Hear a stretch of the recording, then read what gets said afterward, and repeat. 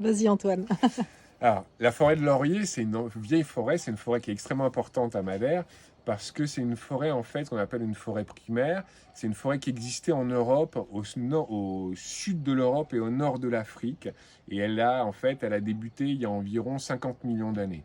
Elle a disparu d'Afrique, enfin, du nord de l'Afrique et du sud de l'Europe il y a environ 10 000 ans, pour deux raisons principales. C'est qu'en fait, il y a eu le rapprochement, en fait, entre l'Afrique et l'Europe qui a fermé la Méditerranée et qui a changé le climat du bassin méditerranéen. Et en même temps, c'était la fin d'une glaciation qu'on appelle la glaciation de Worms, qui a en fait changé la donne du climat. Et en fait, cette forêt, c'est une forêt qui aime bien la chaleur, mais qui aime bien aussi surtout l'humidité. Et là, ça s'est beaucoup, l'humidité a beaucoup réduite sur le bassin méditerranéen, on peut le voir maintenant. Et en fait, elle est restée sur Madère, les Açores, les Canaries et le Cap-Vert parce que ces îles avec l'Atlantique autour, ce changement climatique a été amoindri. Et donc elles ont pu rester, ces plantes ont pu rester. Donc en fait, elles sont extrêmement intéressantes parce que un peu les plantes qu'on a ici à Madère sont les parents ou les grands-parents génétiques des plantes qu'on a chez nous. Les plantes qu'on a chez nous, elles ont dû se réadapter à un nouveau climat, à des exigences différentes. Elles ont pris des ports différents. Donc notamment, ce qu'on trouve beaucoup ici, c'est le laurier qui donne le nom à la laurisilva, qui est la forêt de laurier.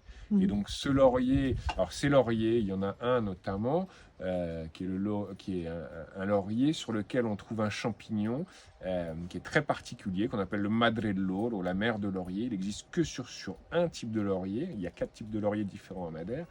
Et en fait, on ne trouve que sur ce laurier-là.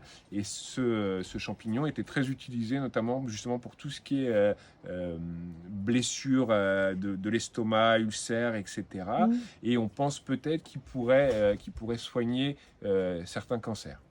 Ils sont en train d'étudier là-dessus aussi. Ah oui, ouais, ouais. Sous quelle forme?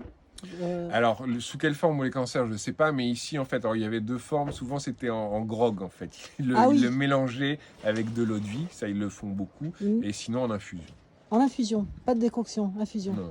Ah oui, d'accord, ok, merci Antoine.